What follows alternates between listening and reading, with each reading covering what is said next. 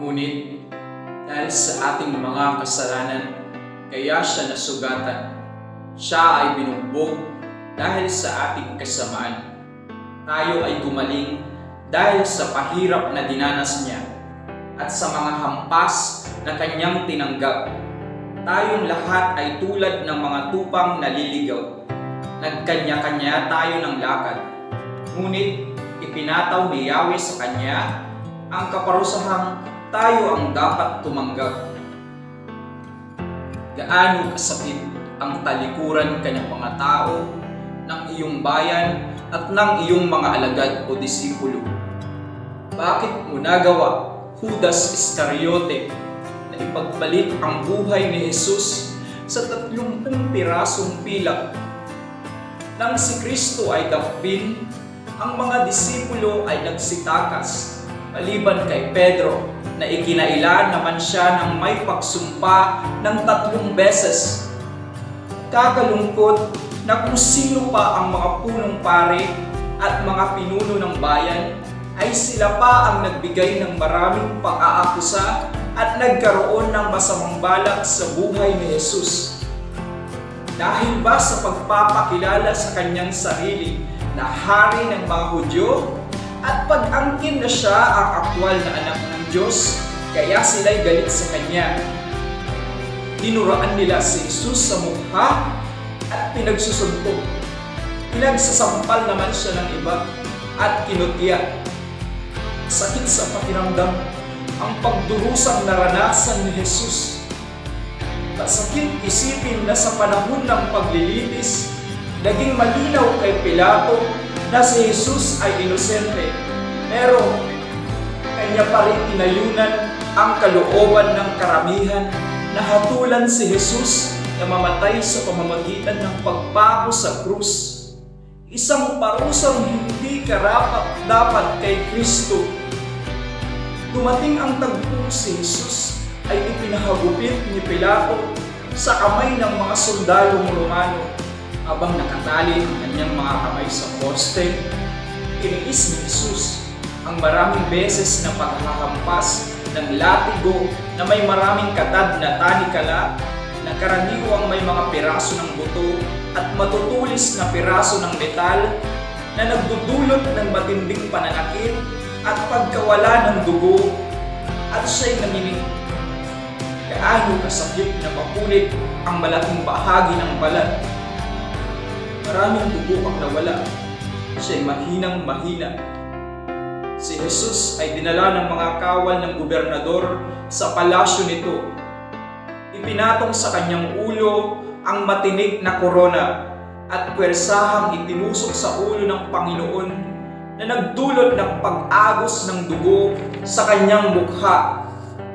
Anong kalupitan pa at hinampas pa ang kanyang ulo ng tangkay ng tambo na maaaring mas bumaon pa ang mga tinik.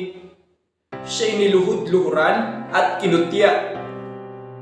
Hindi pa rin tumigil ang kalupitan kay Jesus habang binubuhat ang krus patungo sa Golgota.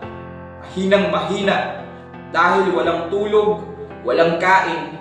Ilang beses natumba, nadapa, nadaganan at napaguk ang ulo. Marami ang nagulat nang siya'y makita dahil sa pagkabugbog sa kanya. Halos hindi siya makilala.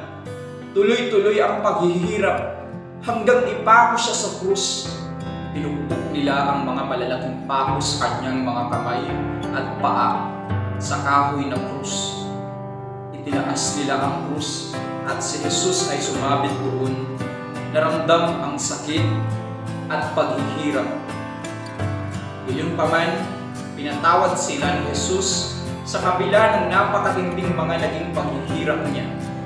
Sumigaw si Jesus ng malakas na tinig na sinabi, Diyos ko, bakit mo ako pinabayaan? Sa paraang hindi natin lubos na maiintindihan, ang Ama ay tumalikod mula sa Anak. Si Jesus ay namatay upang bayaran ang ating mga kasalanan. Anong sakit ang naranasan mo, Jesus? Ikaw ay hinapi, hinamak, at ipinakwil ng mga tao. Dahil sa ating lahat, kinaya yan ni Kristo upang masagip tayo, upang makapagbigay ng mensahe ng pag-ibig, pagpapatawad at panibagong buhay. Tandaan mo, si Kristo dumaan sa maraming paghihirap. Una, ang kanyang paghihirap sa hardin ng Getsemani. Alam ni Jesus na kailangan niyang magdusa para sa mga kasalanan ng lahat ng tao. Habang nananalangin siya, nagsimula siyang manginig dahil sa sakit. Masyado siyang nagdusa, kaya patak ng dugo ang pawis niya. Alam niyang siya'y ipagkakanulo at papatayin. Pangalawa, ang kanyang paghihirap ng kahihiyan. Ang pagdanas niya ng mga pisikal na paghihirap gaya ng paghampas, pamumugbog, pananampal, panunura, persahang pagpatong ng matinik na korona sa kanyang ulo, pang-iinsulto, pangungutya at iba pa. At pangatlo, ang paghihirap niya sa krus. Dahil sa matinding torture o pagpapahirap kay Jesus, siya'y kalahating patay na noong dinala siya papalayo upang maipako sa krus. Pinupok ang malaking pako. Matatanaw ang palabas ng mga sugat at dugo. Labis ang kanyang pagkauhaw at pagkababad sa init ng araw. Hangad ko pa na mas marami pang tao ang matuto sa mga salita ng Diyos.